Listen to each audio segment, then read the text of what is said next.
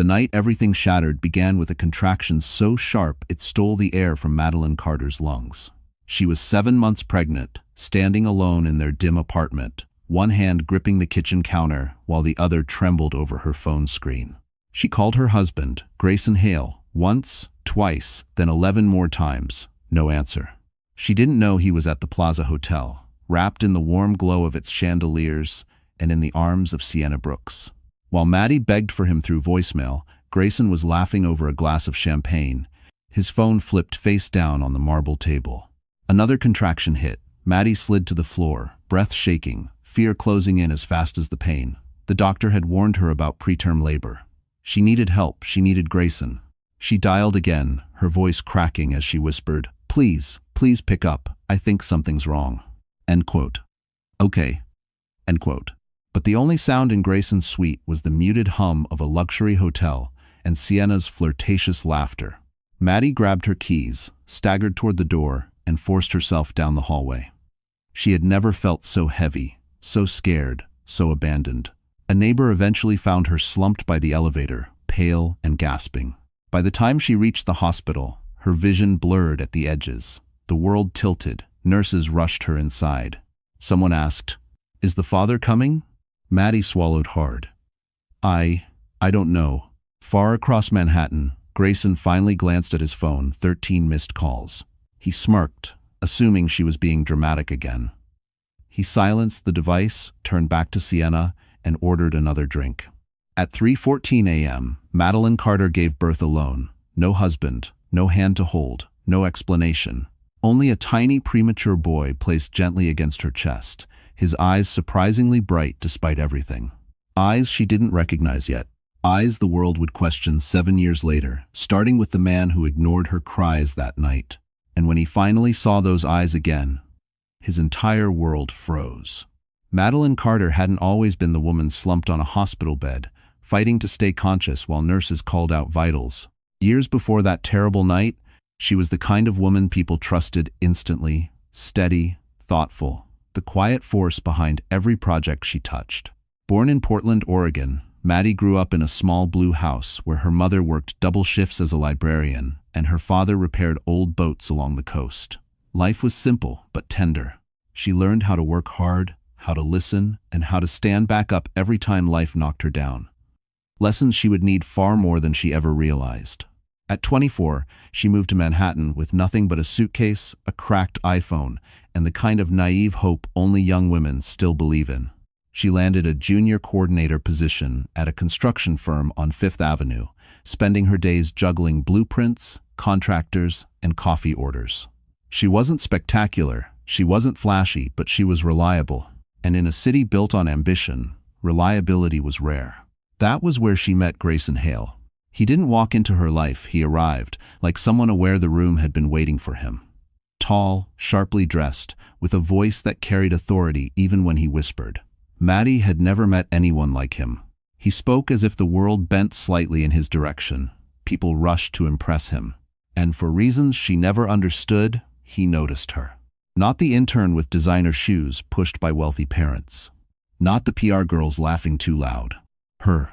Quiet, steady Maddie. For a time, he made her believe she mattered. He brought her lattes during morning meetings. He waited for her after work. He said she grounded him, made him feel human in a world obsessed with power. When he proposed simple, direct, without a ring because we can choose one together, she said yes before thinking about what she might be stepping into. Their early marriage wasn't perfect, but it was warm. Dinners at home, long walks through Central Park, nights spent dreaming about a family, until Grayson's company exploded in success. And he exploded with it into a man made of schedules, ego, and secrets. Maddie tried to keep up. She tried to believe in the man she'd married. But the more she reached for him, the farther he drifted. Looking back now, she often wondered if she ever truly knew him at all. Manhattan had a way of swallowing people whole, and Madeline Carter felt that truth more sharply with each passing year. On its glittering surface, the city shimmered with possibility, the kind of place where dreams climbed skyscrapers and fortunes changed overnight. But beneath the skyline was a different world, one that demanded sacrifice, silence, and strength just to survive. Maddie lived in a modest apartment on the Upper West Side, far from the penthouses Grayson Hale frequented as his career surged. Their home had once been cozy, filled with thrifted furniture, warm lamps, and half-finished puzzles on the coffee table. But as Grayson climbed into Manhattan's elite circles, Maddie noticed something unsettling. The higher he rose, the smaller she felt. While he attended rooftop galas overlooking Central Park, she spent nights waiting alone, dinner growing cold on their chipped plates. He started carrying a Mont Blanc pen, a Rolex she'd never seen before, and a new leather briefcase he claimed was a client gift. Everything about him changed: his clothes, his schedule, his tone. And slowly, without announcing it, he began living in a different Manhattan. A sheener one. A lonely one. Maddie's world, by contrast, became painfully still. Pregnant and exhausted, she commuted daily to her job on Fifth Avenue, answering emails on her aging MacBook Air while her coworkers chatted about summer trips to the Hamptons. She pretended not to notice the sideways glances when Grayson's name appeared on business headlines. One morning, as she sipped a lukewarm Starbucks latte, she overheard two interns whispering near the office kitchen. "Isn't her husband the guy who bought that $1 million penthouse on Park Avenue?" "Yes. But she doesn't look like someone who lives in a penthouse." The words stung not for their cruelty, but because they were true. Grayson had bought a penthouse. He just never told her. Their lives had become parallel lines, close, but destined never to meet. The nights were the hardest. Manhattan glowed under her window like a river of gold, but all Maddie felt was the weight of emptiness. The city that once felt thrilling now pressed against her ribs like a silent warning. She clung to hope for the baby growing inside her, whispering promises she wasn't sure she could keep. Deep down, she sensed the city was trying to tell her something she wasn't ready to face. Grayson wasn't just slipping away. He was already gone. Grayson Hale wasn't born powerful. He built himself into a man who expected the world to move when he lifted a finger. By the time he turned 33, he had transformed Hale Developments into one of Manhattan's fastest-rising real estate empires. His days were spent in glass boardrooms overlooking the skyline, signing contracts with a Mont Blanc pen Maddie never saw him pay for, shaking hands with investors who arrived in polished Mercedes S-Class sedans. But ambition had a scent, and Grayson inhaled it until it replaced the oxygen he once shared with his wife. Late nights became client dinners. Infection. Weekend plans became emergencies. Affection became an afterthought. And somewhere inside that glittering world, Sienna Brooks appeared. Sienna was everything Manhattan demanded: sharp, stylish, hungry. She worked in PR for luxury brands, a woman who understood how to spin disaster into elegance. She met Grayson at a rooftop charity gala, the kind where champagne was poured from crystal towers and conversations floated above the city like smoke. From the moment she laughed at his joke, too loudly, too intentionally, Grayson felt seen in a way he hadn't in years. Not understood, just admired. And admiration was a dangerous drug to a man whose ego was starving. Their affair began with casual flirtation and ended with Sienna leaving her lipstick on his collar the same night Maddie waited at home with takeout and a timid smile. Sienna didn't hide her intentions. She wanted Grayson's world, his last name, his power. She wanted the life Maddie had built from love and turn it into her own public trophy. And Grayson? He wanted to feel irreplaceable. Maddie noticed the changes long before she allowed herself to name them. The cologne that wasn't his, the late-night texts he hid, the way he flinched when she entered the room, but nothing prepared her for the moment she found a receipt from the Plaza Hotel one night, a suite number, a timestamp, and realized it matched one of the evenings Grayson claimed he'd been working late. She confronted him gently, voice trembling. He brushed it off with a scoff. "You're imagining things, Maddie. Focus on the baby, not conspiracies." It was the first time he spoke to her as if she were a burden, not a partner. And in that moment, she finally felt the ground shift beneath her marriage. She didn't know it yet, but the fall had already begun. And Grayson was the one pushing her. The moment that would destroy Madeline Carter's world didn't happen in private, hidden behind closed doors or whispered arguments. It happened under chandeliers, in a room full of people who would remember every detail. Grayson insisted she attend the Midtown Investors' Dinner with him, a gathering where deals worth millions were made over wine glasses and forced smiles. Maddie, 7 months pregnant and exhausted, wore the only dress that still fit, a soft navy wrap that she hoped looked more elegant than strained. She told herself this was a chance to reconnect, to simply stand beside her husband and feel like part of his life again. But from the moment she stepped inside the ballroom, she realized she didn't belong. The women sparkled in designer gowns. The men carried themselves with the confidence of people who owned pieces of Manhattan. Maddie felt invisible and worse, judged. She caught glimpses of people whispering, eyes darting to her swollen belly as if it were an inconvenience, something messy in a room built for perfection. She searched the crowd for Grayson and found him standing too close to Sienna Brooks. Sienna wore a silver dress that caught every light in the room, shimmering like a blade. Her hand rested lightly on Grayson's arm, the gesture intimate in a way that made Maddie's stomach tighten. For a long moment, neither noticed Maddie watching them from across the room. But others did. A couple near the bar murmured, "Isn't that his wife? The pregnant one?" "Yes. So who's the other woman?" "That's Bold." Bold didn't begin to cover it. It was humiliating. Maddie forced herself forward, each step feeling heavier than the last. When Grayson finally turned and saw her, something flickered across his face, surprise, then annoyance. Not guilt, not fear. Annoyance. "Maddie," he said coolly, as if she were a colleague who showed up uninvited. "You should have told me you were coming early." You asked me to come," she reminded him, voice trembling. Before he could respond, Sienna slipped closer, her smile sweet and poisonous. "Oh, Madeline, you look tired. Pregnancy must be so overwhelming." The meaning was clear. You don't belong here. Not in this room. Not in his life. Maddie felt heat rise behind her eyes, embarrassment burning through her chest. She clutched her belly, steadying herself as the room continued watching, waiting for her to break. Grayson leaned in, whispering sharply, "Don't make a scene." And in that moment, Maddie realized the truth. He wasn't trying to protect her. He was protecting them. Madeline Carter left the ballroom before the first tear fell. She didn't want to give Grayson or Sienna the satisfaction of watching her break.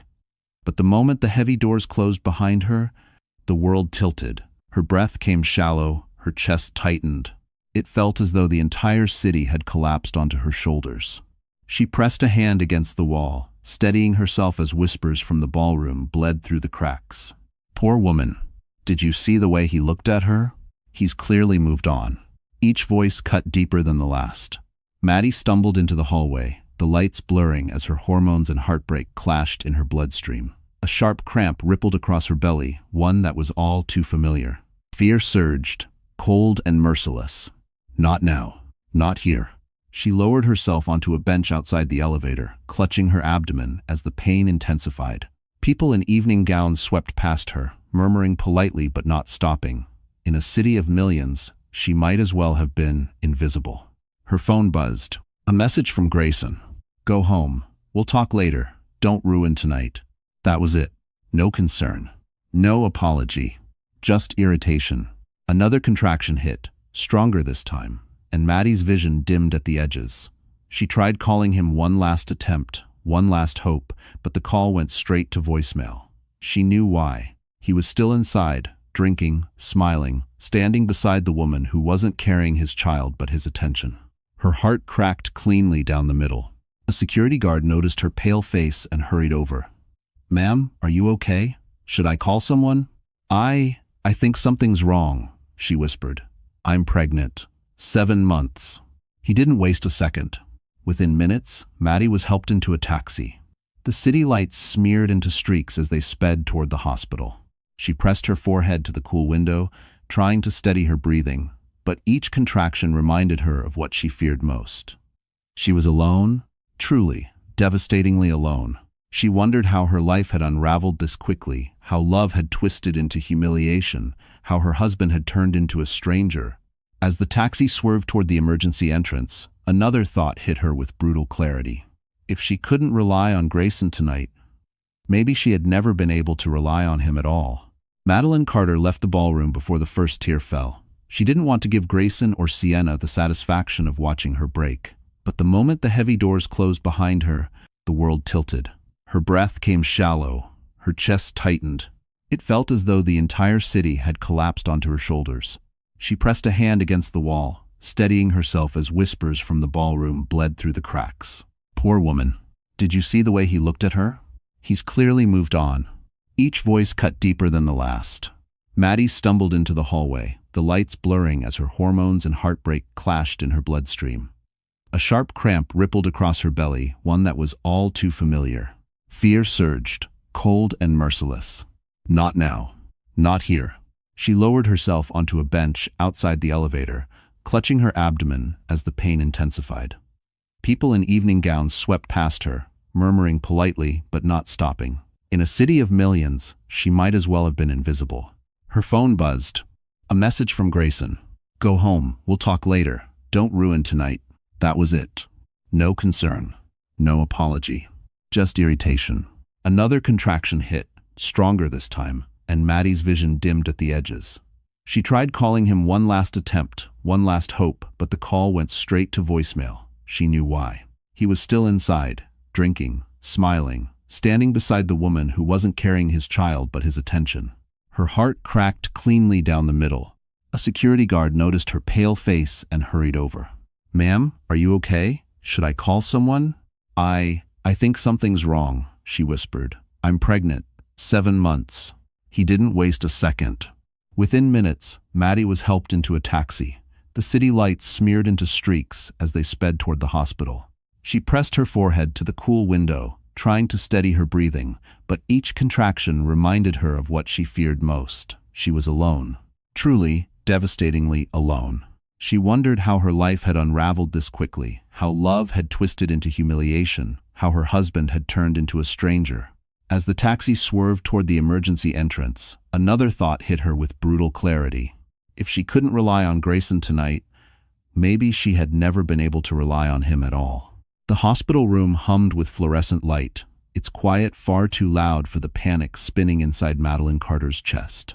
She lay on the narrow bed, breath shallow, gripping the blanket as another contraction pulsed through her body. Nurses moved around her calmly, but their glances at the monitors told a different story. 7 months was too early. Far too early. "Is the father coming?" one of them asked gently. Maddie swallowed hard, shame burning her throat. "No, he's busy. Busy betraying her. Busy pretending she didn't exist." For a moment, the nurse's expression softened into something maternal pity, but also anger on Maddie's behalf. It was the first kindness she'd felt in hours. When the door swung open, Maddie expected another nurse. Instead, a familiar face stepped into the room. Daniel West, her former supervisor, the man who had quietly mentored her during her early years on Fifth Avenue, a man who always noticed when she pushed herself too hard, who encouraged her ideas even when others overlooked her. They hadn't spoken in months. "Madeline?" he asked softly, eyes widening with alarm as he took in the scene. "I just got the message. What happened?" "Message?" She blinked in confusion. Daniel moved closer, lowering his voice. "Your neighbor called the emergency contact, listed under your apartment file, the one you filled out years ago." He gave a small, sad smile. "You listed me, Maddie." Her breath caught. She had forgotten. Back when Grayson still acted like a husband, she had written Daniel's name only because he lived nearest to her office. She never imagined he'd be the one to actually come. "I'm here," he said simply, pulling a chair to her bedside. "You're not alone tonight." The words cracked something inside her. Relief. Gratitude. A grief she had been forced to swallow for too long. A doctor entered, voice steady but urgent. "Madeline, your body is under stress. We need to prepare for a possible early delivery." The world spun again. Maddie clutched Daniel's hand without thinking. He held on tighter. "Where's your husband?" the doctor asked. Daniel stiffened, waiting. Maddie closed her eyes. "He's not coming." The doctor didn't push further. He simply nodded and turned to give orders. But Daniel didn't look away. Something fierce lit in his eyes. Anger, yes, but also something protective. "Maddie," he murmured, leaning closer. "Whatever happens tonight, I'm staying." And then the room flooded with alarms as the monitors spiked. It was the moment everything changed. For her, for the baby, and for the man who abandoned them. The first days after Noah's premature birth were a blur of hospital beeps, whispered updates, and the icy fear that lived permanently beneath Madeline Carter's ribs.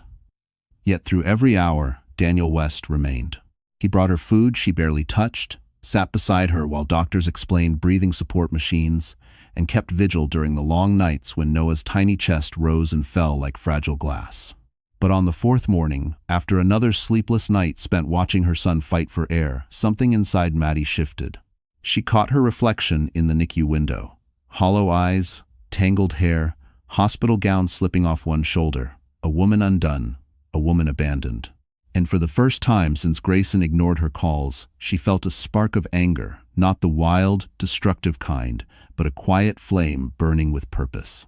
She straightened her gown and whispered to her reflection, "No more." From that moment, everything changed. When the nurse explained Noah's feeding schedule, Maddie took notes with steady hands. When doctors asked about next steps, she answered with clarity. She sat upright, shoulders squared, voice firm even when fear clawed at her throat. Daniel noticed. One evening, as she practiced holding Noah against her chest, he said gently, "You're stronger than you think, you know." She looked up, surprised. "I don't feel strong." "That's how strength usually feels," he replied. "Quiet, steady, exactly like this." It was the first time anyone had spoken to her like she wasn't fragile. Meanwhile, Grayson remained silent. No calls. No message. Not even a question about the child born too small, too early. And strangely, Maddie no longer waited for one. A week later, she was discharged. Noah, still in NICU, but stable. Maddie returned to their apartment alone. The air felt colder than she remembered. Grayson's suits were still hanging neatly in the closet. His cologne still lingered. But his presence? Gone. Utterly gone. She sat on the edge of the bed, hand resting on her stomach where Noah had once been, and breathed deeply. She would rebuild. Not fast, not easily, but she would. That night, she opened her laptop, her old, fading MacBook Air, and began searching for work she could realistically handle as a new single mother. One name kept appearing. One company. One man. West & Co. And when she clicked the Careers tab, she didn't hesitate. For the first time, Maddie wasn't running from her past. She was walking toward a future she would choose for herself. Madeline Carter wasn't prepared for how quickly life shifted once she returned to West & Co. Daniel arranged a flexible schedule so she could split time between work and the NICU. He insisted she take his office car when needed, though she rarely accepted. She was rebuilding her life, one careful step at a time, and for the first time, she felt like someone believed she could. What she didn't know was that her rise was happening at the exact moment Grayson Hale's empire quietly began to crack. It started with whispers. Investors pulling out, one developer backing away from a luxury project in Soho, a rumor that Hale Developments had mismanaged nearly $10 million. But the most shocking blow came during a Monday board meeting. West & Co., Daniel's company, had been contracted to review architectural compliance on one of Grayson's flagship towers. Maddie's job was simple.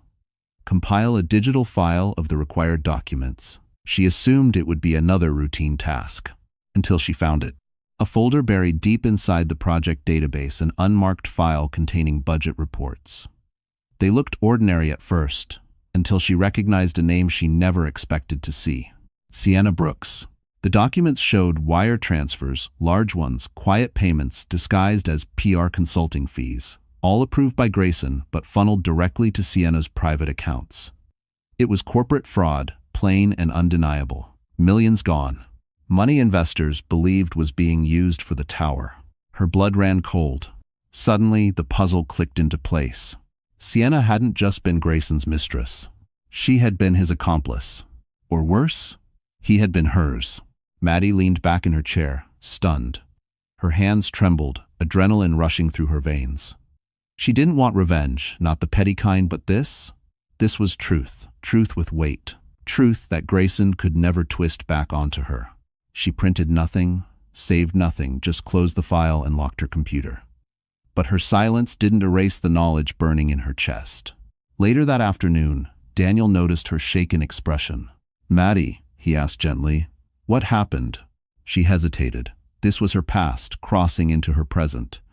The two worlds she desperately kept apart were colliding. "I found something," she whispered. "Something about Grayson. Something big." End quote. Other broses captioned. Daniel's eyes sharpened not with gossip but with concern. "You don't have to handle this alone." Her throat tightened. For years, she had carried the weight of a man who treated her as disposable. But now, someone stood beside her. Still, one thought pierced her. If these documents were real, Grayson Hale's downfall had already begun, and he had no idea who now held the match.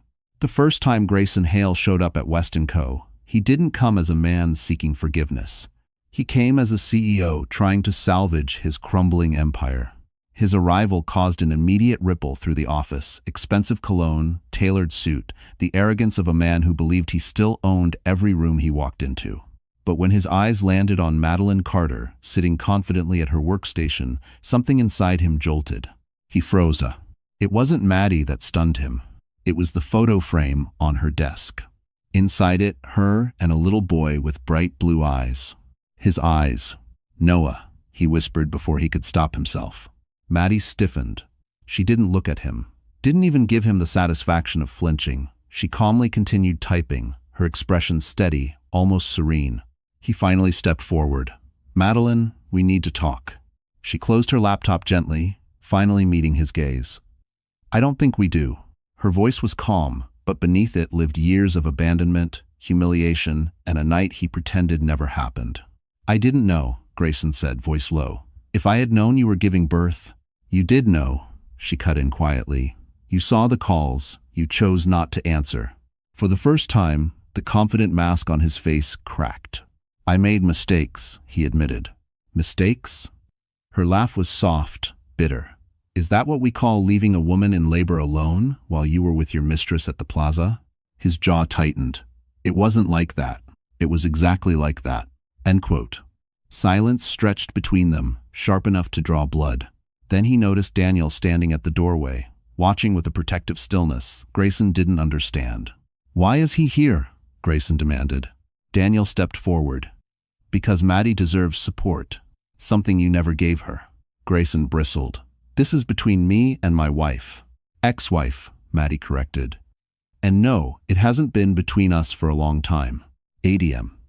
2000 imported in. Grayson swallowed, eyes drifting once more to the photo of Noah.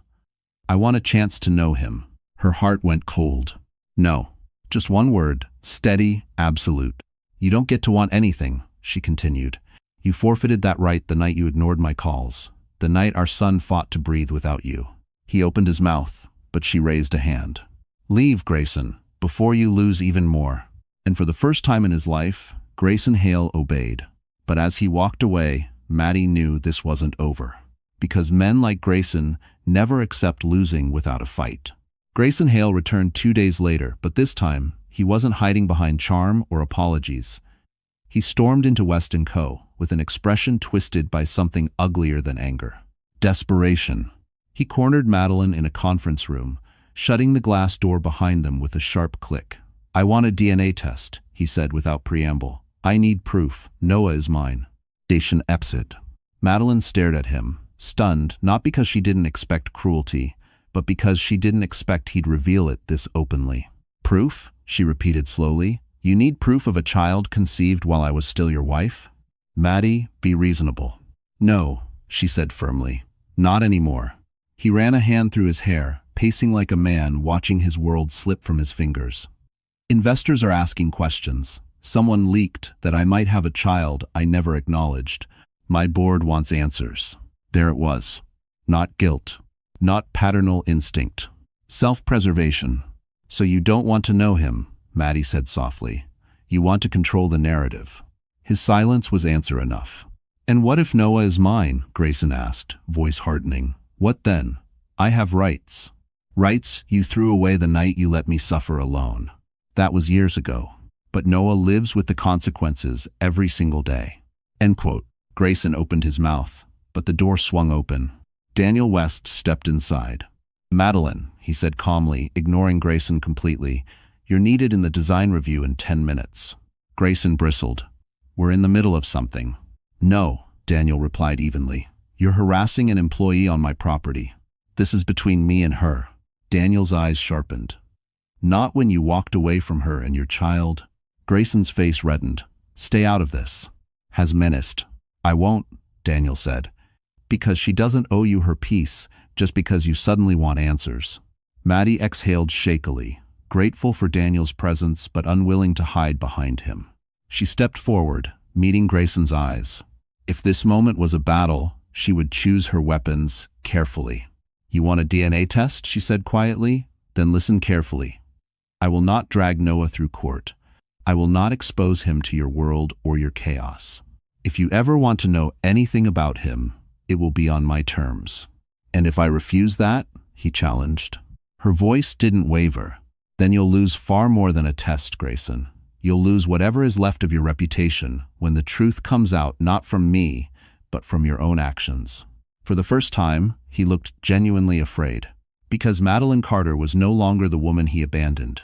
She was the woman who finally realized her power.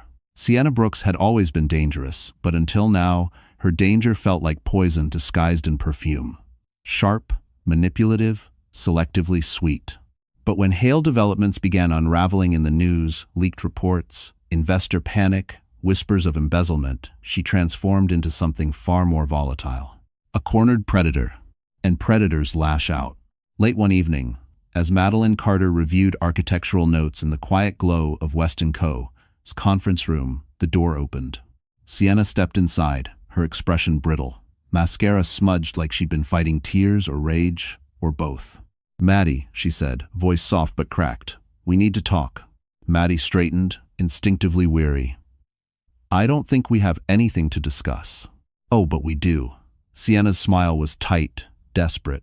"Because Grayson is blaming me for everything. The missing funds, the PR disasters, the investors pulling out." She leaned closer. "But we both know he wasn't the only one writing checks he shouldn't." Madeline froze. "What are you talking about?"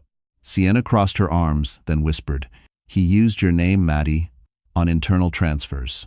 Your old login, your credentials, he kept them active, probably since before you even gave birth." Her stomach dropped. "That's impossible," she whispered. "I haven't touched anything at his company in years." "That doesn't matter to him," Sienna hissed.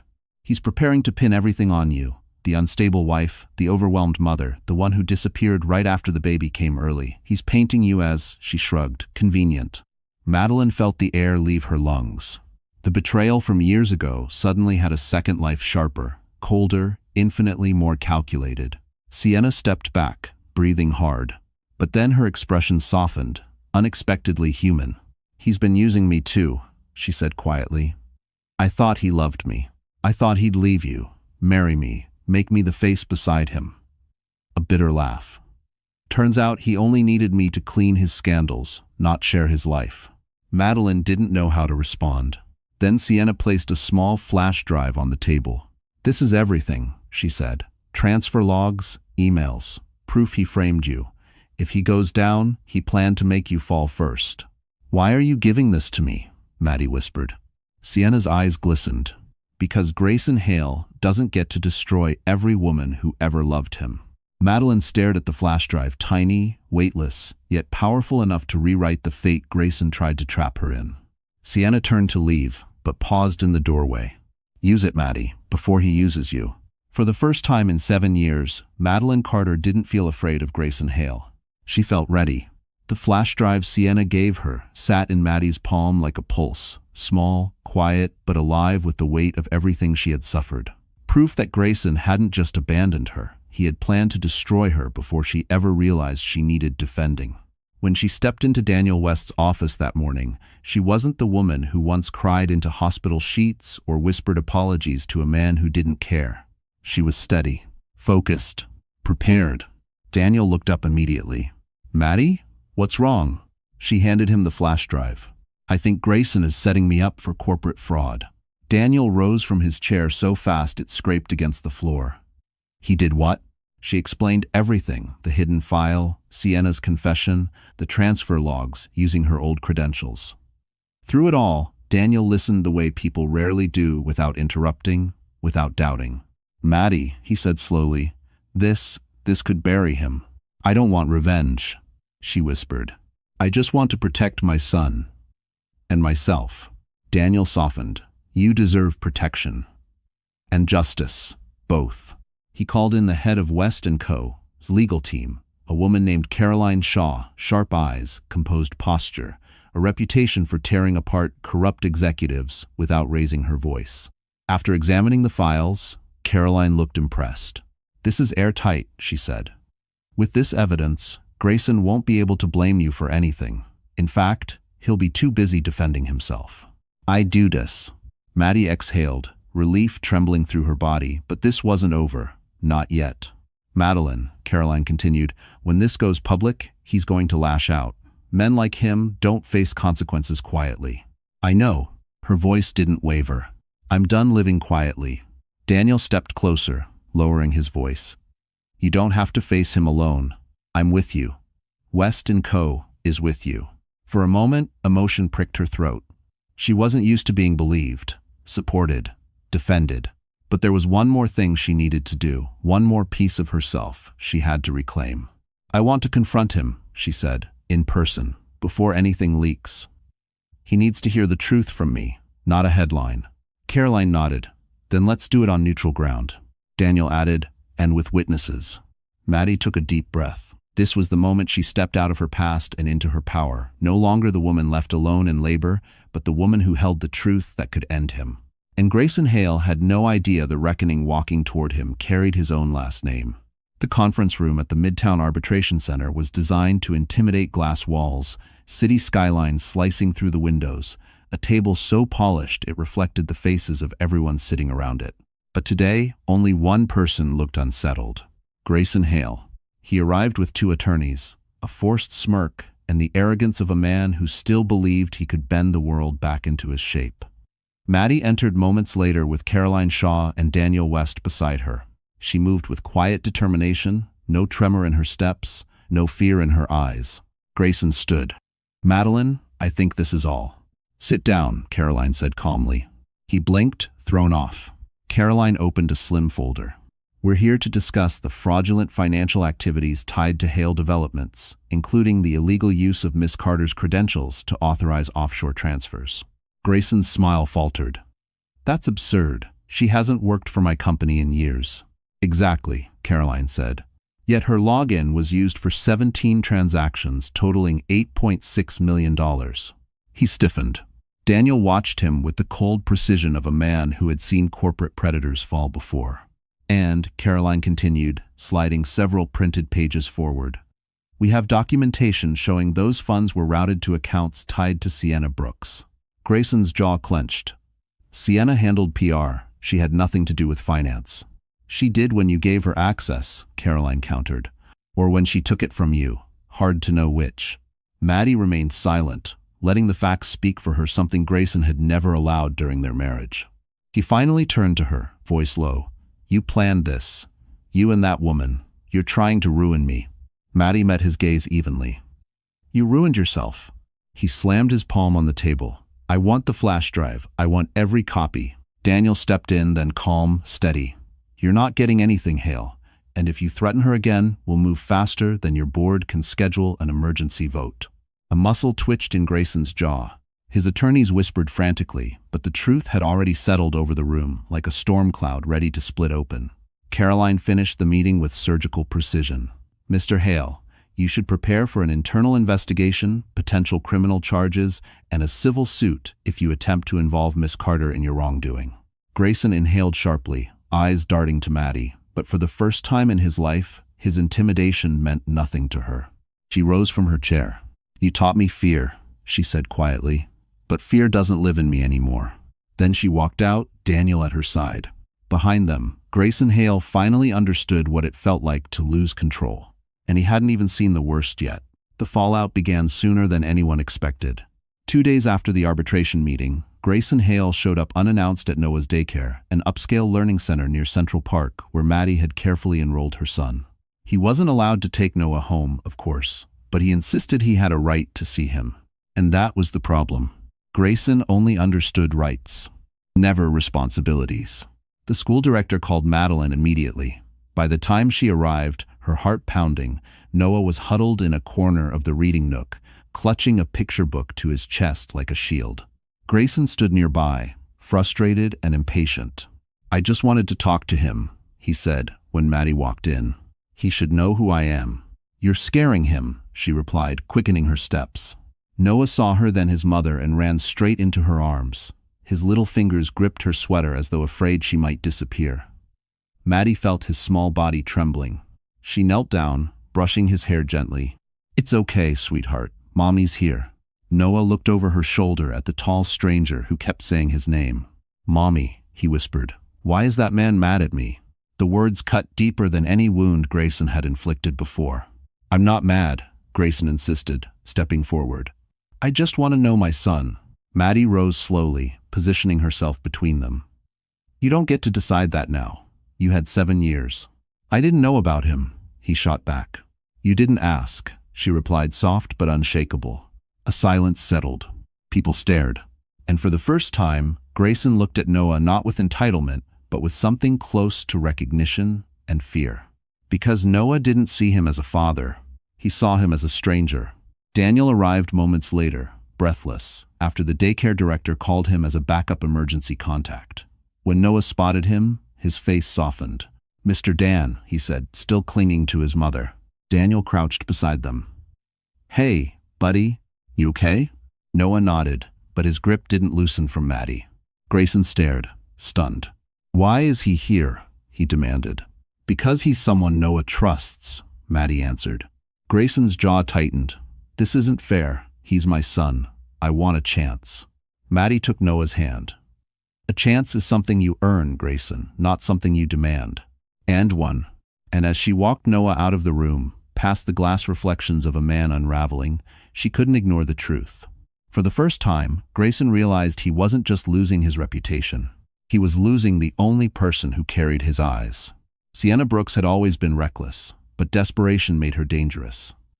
After Grayson cut her off publicly, blaming her for the financial scandal he himself created, she spiraled fast.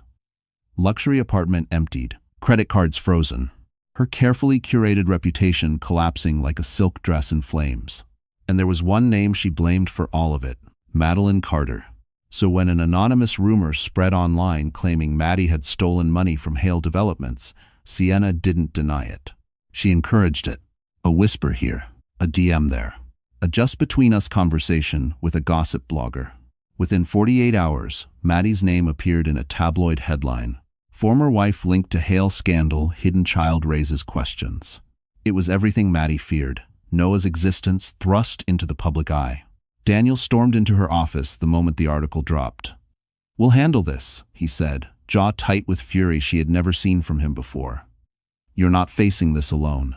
But the world had sharp teeth. Her inbox flooded with reporters. Daycare parents whispered behind her back. Someone even posted a blurred picture of Noah outside the school, speculating about his father. Maddie's worst nightmare, her son dragged into chaos he never asked for, was becoming real. Then came the twist she never saw coming. Sienna appeared at West & Co., looking thinner, makeup smudged, shaking as she clutched her phone. "Maddie," she whispered, "I messed up. I thought hurting your name would make Grayson hurt. But he's turning everything on you. He's releasing doctored statements, fake emails. Her voice cracked. "He's framing you publicly. And he's telling investors you used Noah to manipulate him." Madeline felt the room tilt. Daniel stepped forward. "Enough. You helped create this." "I know," Sienna whispered, tears forming. "But I didn't know he would go this far." She held out her phone. On the screen was a video one Grayson recorded secretly. He spoke calmly, eyes cold, claiming Maddie had threatened to expose false abuse claims unless he paid her millions. He hinted she faked the early labor to get sympathy. It was pure fiction, but dangerous fiction. Maddie's legs weakened. Daniel caught her before she could fall. Sienna's voice shook. "I'll testify for you. I'll hand over everything, but you need to move quickly." Maddie straightened, tears burning hot but unshed. If Grayson wanted war, he had finally pushed her far enough to give him one. Because a mother defending her child is a force no man survives, especially a man who taught her exactly where to strike. Madeline Carter had been silent for years, silent when Grayson dismissed her, silent when he betrayed her, silent when he abandoned her in the moment she needed him most. But the article attacking Noah changed everything. A mother could endure cruelty, but not when it touched her child. By the next morning, Maddie, Daniel, and Caroline Shaw sat in a private conference room at West & Co., building a counterstrike that would dismantle Grayson Hale piece by piece. Caroline spread documents across the table. We'll start with a defamation suit, then a restraining order, and by the time we're done, he'll be too busy fighting legal fires to come within a mile of Noah. Daniel added, voice steady but burning. And West and Co. will release a statement confirming Maddie's innocence and Hale's fraud. My board already approved it. Maddie felt something she hadn't in years support strong enough to stand on. But the real turning point came that afternoon, when Sienna Brooks kept her word. She walked into the legal office with a folder so thick it trembled in her hands. Emails, audio recordings, screenshots of conversations where Grayson explicitly instructed her to fabricate false narratives about Maddie. And most damning of all, a video where he admitted to using Maddie's old credentials to launder funds. When Caroline finished reviewing everything, she exhaled slowly. This isn't just enough, she said. This is catastrophic for him. Maddie swallowed hard. Will it protect Noah? Daniel touched her shoulder gently. It will protect both of you, I promise. By sunset, West & Co.'s press team released a clean, powerful public statement. Madeline Carter is not under investigation. She is not connected to Hale Development's financial misconduct. Evidence confirms her credentials were used without her consent by executives within Hale Developments. Within minutes, the media storm shifted. Reporters pivoted. Rumors reversed. Suddenly, Maddie wasn't a suspect. She was a victim in a corporate cover-up. Grayson's downfall gained momentum. Then came the final blow. Caroline filed a motion restricting contact between Grayson and Noah until the investigation concluded. Judges in New York took child protection seriously, especially when presented with evidence of manipulation. The order was granted immediately. That evening, Maddie watched Noah sleep, his chest rising steadily, unaware of the battlefield forming around his name. For the first time, she felt hope instead of fear. And as Daniel stood quietly in the doorway, watching over them both, Maddie realized something deeply, quietly powerful. This time, she wasn't just fighting back. She was winning. The night after the court order was granted, Manhattan felt unusually quiet. Rain misted softly against the windows of Maddie's apartment as she sat beside Noah on the small couch, a warm blanket wrapped around them. He was drawing in his sketchbook tiny stick figures, bold blue crayon strokes, a little house that always had two people, him and his mom, never three. Her heart tightened. She had avoided this moment for 7 years, waiting for a time when he was older, stronger, less vulnerable. But the world now knew pieces of a story he didn't, and she refused to let strangers tell her son who he was. Sweetheart, she began gently, brushing her fingers through his soft blonde hair. Can we talk for a minute? Noah looked up with curious eyes. Grayson's eyes, but softer, kinder. Okay, she took a breath. Do you remember the man from school? The one who said your name? Noah's face scrunched. The one who was loud? Yes, she whispered with a sad smile. Him. Noah paused, then quietly asked, Who is he, Mommy? Her heart cracked, not from the question, but from the trust in his voice. She held his small hands in hers. He's the man I used to be married to, before you were born. He blinked. So, he knew me? No, she said softly. He didn't know you.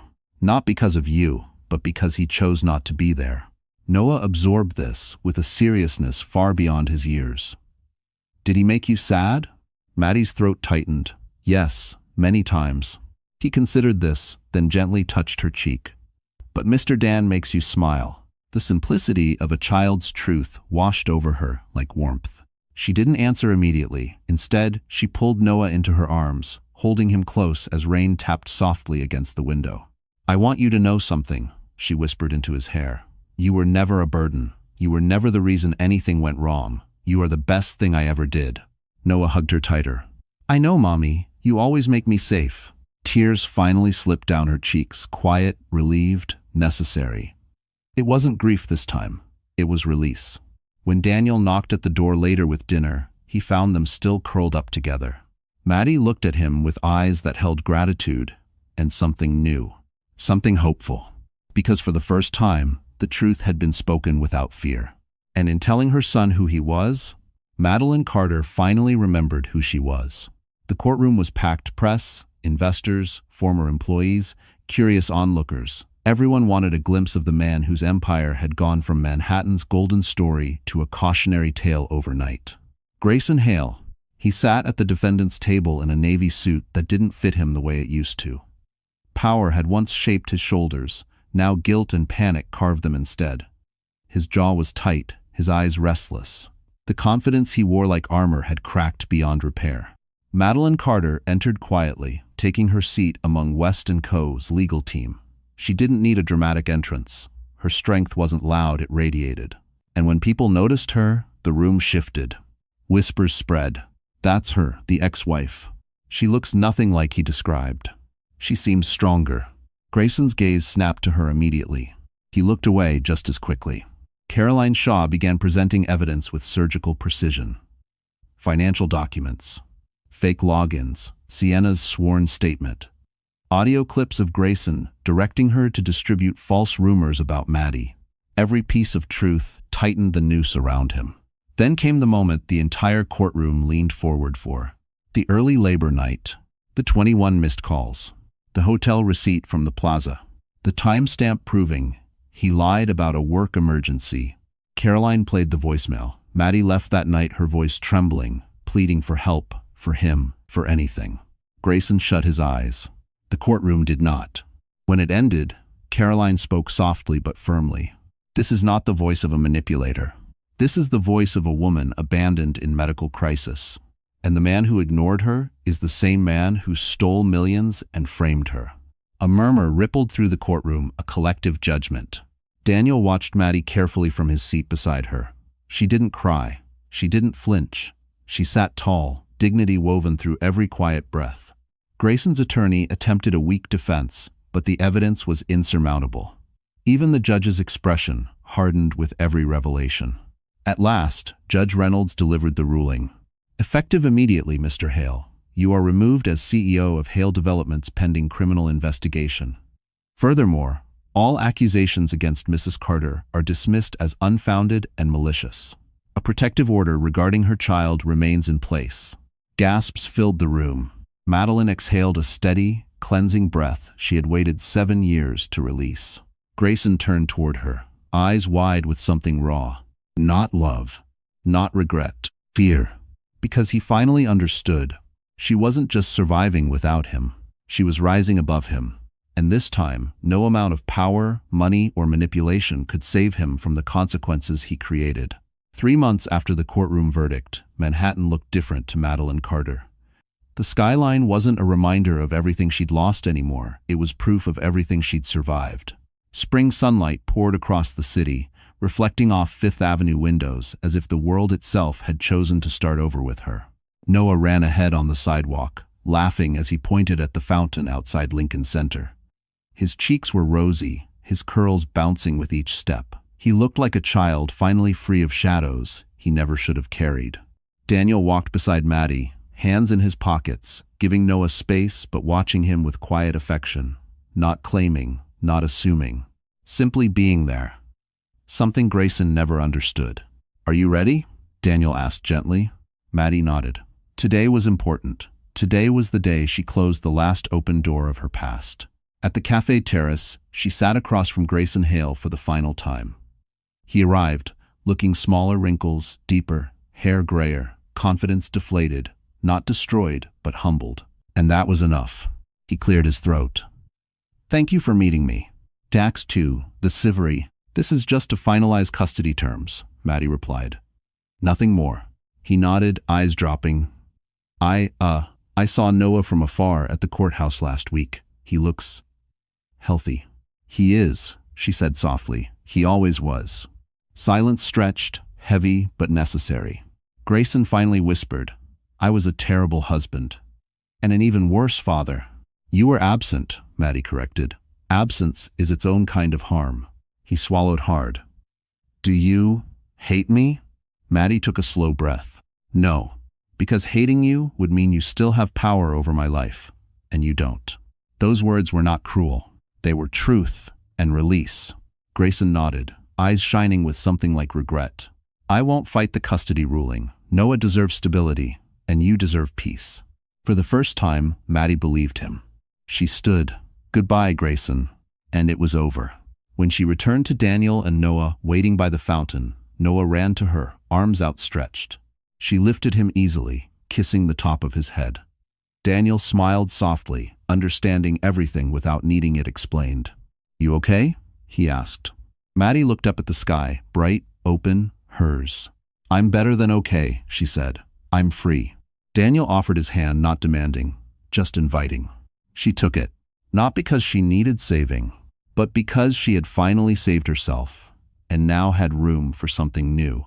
And as they walked into the New York afternoon, Madeline Carter embraced the quiet truth she had earned. Strength grows in the places where pain tried to break you, and healing is the legacy she chose to give her son. So, that's it, my wonderful friends. Our story has come to a close. And if you're still here with me right now, it means something in this journey touched your heart in a way you maybe didn't expect. Let's take a breath together and look at what Maddie's story reminds us of. Life isn't always gentle. People we trust may walk away. But as Marcus Aurelius once said, the strength of your mind depends on what you allow to dwell inside it. Maddie stopped letting pain define her, and that's when she rose. Maybe you've been hurt. Maybe someone underestimated you, abandoned you, or told you that you weren't enough. But healing begins the moment you choose yourself again. Epictetus said, "You may not control events, but you can control how you respond." Maddie didn't win by fighting harder, she won by standing taller. And you can too. Your story isn't over. Your strength is not gone. Your future is bigger than your past. If this message found you at the right moment, please like, share, and subscribe to our channel, not for numbers, but because maybe someone out there needs this reminder just as much as you did. We're in this together.